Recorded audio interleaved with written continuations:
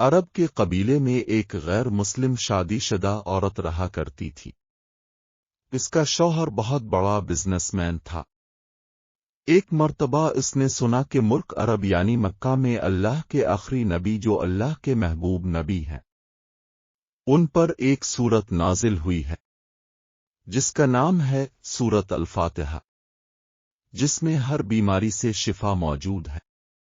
وہ جس پر بھی دم کی جاتی ہے یا پڑھ کر پھونکی جاتی ہے، وہ انسان اچھا ہو جاتا ہے، یہاں تک کہ اس میں بے شمار برکات ہے۔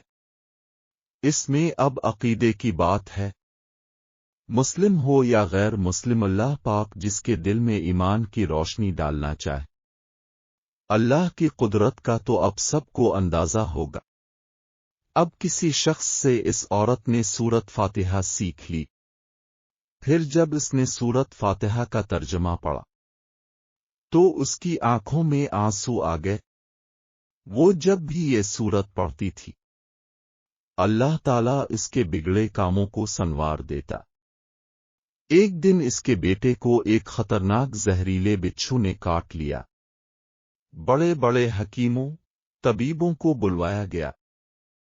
سب نے یہ کہہ کر جان چھڑوا لی کہ اس بچھو کا زہر بہت خطرناک ہے، اس بچے کا ہم کچھ نہیں کر سکتے، تمہارا یہ بچہ بس کچھ ہی دیر کا مہمان ہے۔ ماں کا رو رو کر برا حال تھا اور شوہر اپنے خداؤں کی عبادت کر رہا تھا، ان سے مدد مانگ رہا تھا۔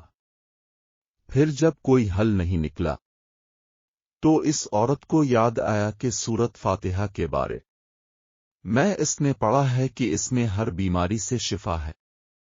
اس کے دل میں خیال آیا کہ اگر میں اسے پڑھ کر اپنے بچے پر دم کروں تو کیا میرا بچہ ٹھیک ہو جائے گا؟ تو تم نے ایسا کیا عمل کیا جو یہ بچہ ٹھیک ہو گیا؟ اس نے کہا کچھ بھی تو نہیں، بس ایک سورہ ہے جو ہر بیماری کو ٹھیک کر دیتی ہے، بس وہ مجھے یاد تھی، میں نے پڑھ کر اپنے بچے پر دم کیا اور اس کا پانی پلایا، تو دیکھو کیسے ٹھیک ہو گیا ہمارا بچہ۔ اس کا شوہر بجائے خوش ہونے کے اس سے ناراض ہو گیا کہ یہ تم کیا جادو ٹونے کر رہی ہو۔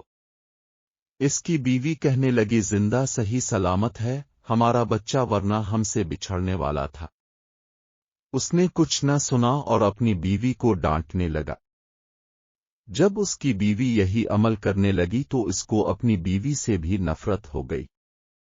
اب اس نے اس پر ظلم کرنا شروع کر دیا، ہر روز اس کو مارتا پیٹتا اور کہتا کہ اب میں نے تیرے منہ سے یہ سورہ سنی تو یاد رکھنا تیری کھال کھینچ لوں گا۔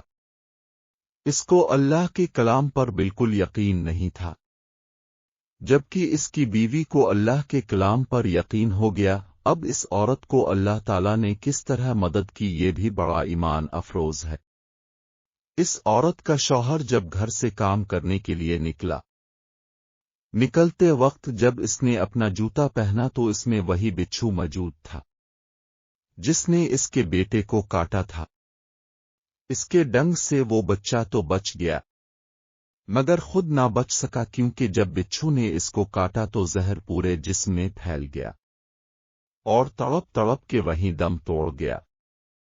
خاندان میں یہ خبر پہنچی تو کوہرام مچ گیا۔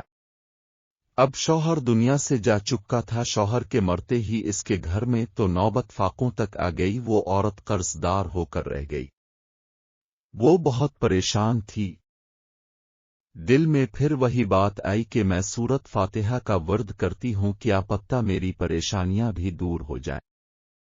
پھر وہ زور زور سے سورت فاتحہ پڑھنے لگی، چلتے پھرتے اٹھتے بیٹھتے سورت فاتحہ کا ورد کرتی رہی اور اتنے اعتماد اور یقین سے پڑھتی رہی جس کا کوئی حساب ہی نہیں تھا۔ جب کوئی بندہ اللہ تعالیٰ سے امید لگاتا ہے تو اللہ تعالیٰ اپنے بندوں کی دعاؤں کو رد نہیں کرتا۔ پھر یوں ہوا کہ 7 دن کے اندر اندر اس کو خوشخبری مل گئی کہ اس کے کاروبار کو سنبھالنے کے لیے اس کے شوہر کا دوست آ گیا ہے۔ جب دوست کو خبر ملی کہ دوست کی بیوہ کا کوئی سہارا نہیں ہے، وہ اس کی بیوہ کے پاس آیا اور کہنے لگا آپ فکر نہ کریں، وہ میرے بھائی کی طرح تھا. میں آپ کی مدد کروں گا اور جو بھی پریشانیاں ہیں وہ سب دور ہو جائیں گی. پھر اس شخص نے اس عورت کا سہارا بن کر اس کا پورا کاروبار سنبھال لیا. پھر دھیرے دھیرے جیسے زندگی پہلے تھی ویسے ہی ہو گئی. اس کے شوہر کے دوست نے اس عورت کو سورت فاتحہ پڑھتے ہوئے سن لیا. اس نے پوچھا کہ آپ کیا پڑھ رہی ہیں؟ کیا یہ کوئی منتر ہے جس سے بہت فائدہ ہوتا ہے؟ مجھے بھی سکئی. اس پر وہ عورت کہنے لگی یہ کوئی منتر نہیں ہے بلکہ مسلمانوں کی مقدس کتاب قرآن مجید جو ان کے پیغمبر پر نازل ہوئی ہے. یہ اس میں سے ایک سورت ہے جس کا نام سورت فاتحہ ہے. پھر کہنے لگی مجھے تو اس پر بہت یقین ہے. میں نے کسی سے یہ سورہ فاتحہ سیکھ لی تھی اور اب میں چلتے پھرتے یہ سورت پڑھتی رہتی ہوں. وہ شخص کہنے لگا کہ اب مسلمان کیوں نہیں ہو جاتی گر اتنا ہی اس سورت کو مانتی ہے. وہ مزید کہنے لگا کہ ایک سورت کی اتنی تاثیر ہے تو پورے قرآن کی کتنی تاثیر ہوگی. وہ عورت کہنے لگی کہ میں مسلمان تو ہو جاؤں لیکن میرا شوہر نہیں مانتا تھا. اس شخص نے کہا کہ اب تو آپ کا شوہر بھی نہیں ہے اور ایک سورت کے ساتھ آپ کی محبت دیکھ کر میں اتنا زیادہ متاثر ہوا ہوں کہ میں بھی آپ کے ساتھ مسلمان ہونا چاہتا ہوں. ہم دونوں قرآن مجید سیکھیں گے اور ضرور پڑھیں گے. وہ کہنے لگی جی آپ نے بالکل صحیح کہا اور یوں وہ دونوں مسلمان ہو گئے.